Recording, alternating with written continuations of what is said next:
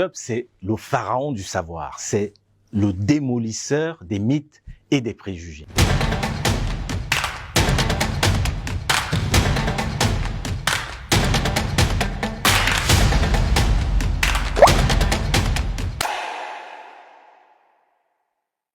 Il a tout juste 12 ou 13 ans lorsqu'il invente un alphabet afin que l'on puisse transcrire les langues nationales, pas seulement celles du Sénégal, mais aussi celles du reste du continent africain. Et en 1946, Cheikh Anta Diop embarque pour la France, où il s'inscrit à la Sorbonne à Paris. Dès lors, il poursuit ses études supérieures au pas de charge. En 2 ans, il passe sa licence de philosophie, idem pour la chimie générale et la chimie appliquée. Puis il se spécialise en chimie nucléaire et physique nucléaire qu'il étudie dans le laboratoire de Frédéric Joliot-Curie. Et parallèlement à tout ceci, il poursuit des recherches en linguistique, en histoire et en égyptologie.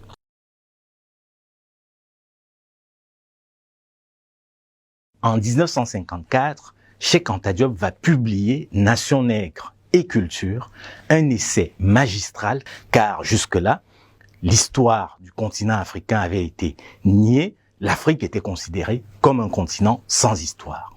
Dans cet essai, divisé en 2 grandes parties, Cheikh Anta Diop consacre la première partie à la démonstration que, selon lui, l'Égypte antique était nègre, et dans la deuxième partie, il essaye de trouver des solutions concrètes à la question des cultures nationales qui pouvaient émerger un peu partout en Afrique où il existe une grande diversité et linguistique et culturelle.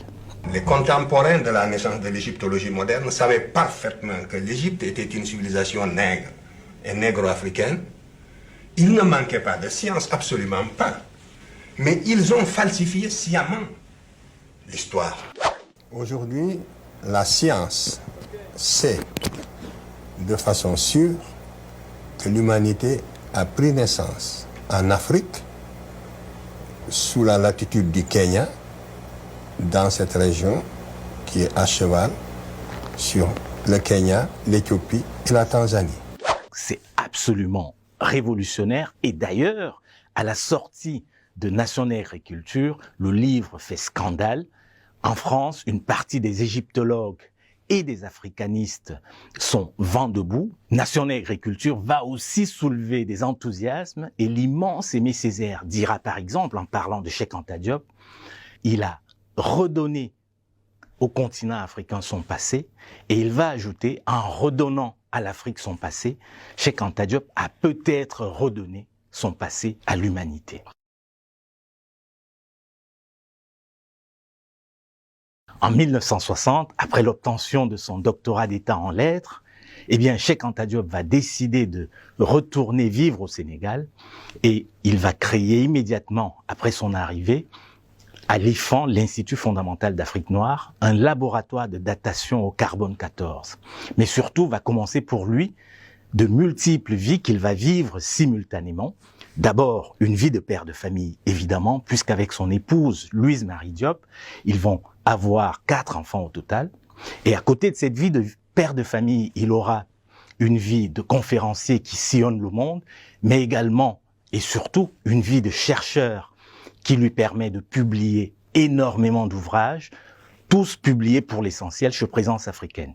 Et puis, il y a enfin sa vie d'homme politique, car tout au long de ces années 60 et 70, Cheikh Anta Diop va s'opposer frontalement au président Léopold Sédar Senghor. Certains diront d'ailleurs de lui qu'il a préféré l'honneur aux honneurs, parce qu'il va refuser tous les postes ministériels que le président Senghor va lui proposer à cette époque-là. D'ailleurs, il sera emprisonné en 1962, très brièvement, pour des raisons politiques.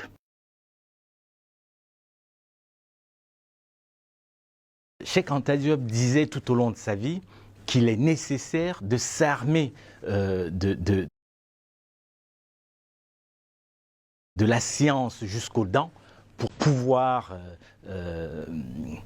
permettre au continent à la fois de découvrir son histoire, mais également de pouvoir aller vers le développement qu'il appelait de ses voeux.